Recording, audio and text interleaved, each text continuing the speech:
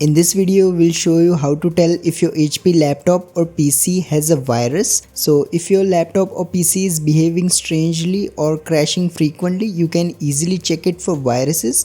So to do this, simply open the search menu and then type in security. Here you should see this Windows Security app. Simply open the app. Now in this app, you will need to go to this virus and threat protection section. Now here you will need to click on this scan options. Now in this menu, select full scan so that your PC runs a thorough scan. Now simply scroll down and then click on the scan now option. Now simply wait for this tool to run. It might take a few hours, but you can continue using your PC in the meantime. If it finds any problems, it should list them here, and it should also give you suggestions on how to remove the virus. If you find this video useful, please don't forget to like and subscribe to Glitch Guru.